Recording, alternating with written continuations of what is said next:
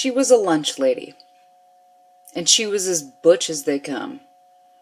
Every day she wore a regulation polo shirt tucked into high-waisted, dark blue dickies, even when the other ladies wore floral prints or simple jeans, or maybe even skirts under their uniformed aprons. Her hair was buzzed within an inch of its life, while still arguably presenting as hair and not bald. She had a deep, gravelly voice and a hearty smoker's laugh. She was heavy. She was boxy. You would not hesitate to call her mannish, if it weren't for those damn nails. Her nails were impeccably manicured and impossibly long. She must have spent hours on them every night, for the shape and polish to remain so flawless, despite working in a high school kitchen. It was clearly an aspect of herself for which she had great pride, and which was a part of her identity.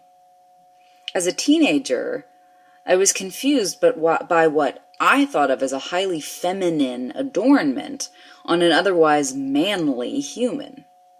To this day, honestly, it still throws me a bit. Did they make her feel sexy?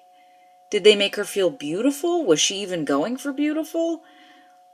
But then I find myself a bit confused by what defines femininity in general. At least as far as the news was concerned, womanhood was not celebrated in my home. I'm ashamed to say, to this day, when I hear the names Hillary Clinton or Nancy Pelosi, the words banshee and bitch pop into my head first, because that's how my father referred to them. Regrettably, it wasn't until I was in my mid-20s that I began to learn about what accomplished, remarkable women they are. My dad would make cracks about the shrewishness of these particular women, or about women in general who can't drive, or about women failing at something or other in the public eye. And it was always said as if I were something other than those creatures. Over time, I came to see myself as some outsider looking into my gender. I knew he valued my abilities and believed in my future, but regularly dismissed women in the world, so I must be something other than this thing he despises. I was never given the tools to understand womanhood and femininity from a place of power, only from a place of weakness. Instead, over the years, I developed other tools for survival. I learned how to use logic and reason. I learned how to use timing and comedy. I honed a low, clear voice with a definitive edge. I have been called authoritative more than once, rarely meant in praise. And as a result, there is a softness within me that I have trouble letting people see. Still harboring old beliefs about what releasing that vulnerability would mean.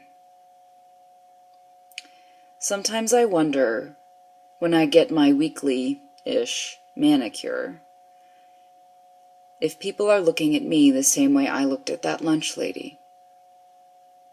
Why does she bother? How does one feel both soft and strong without tipping into accommodating or overbearing?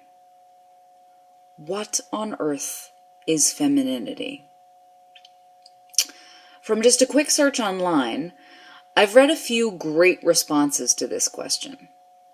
So instead of writing more about my confusion, I thought I'd try something different and pose the question to my Braintrust of powerful women out there.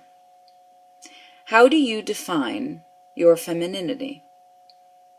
How do you define your womanhood? What makes you feel strong? What makes you feel weak?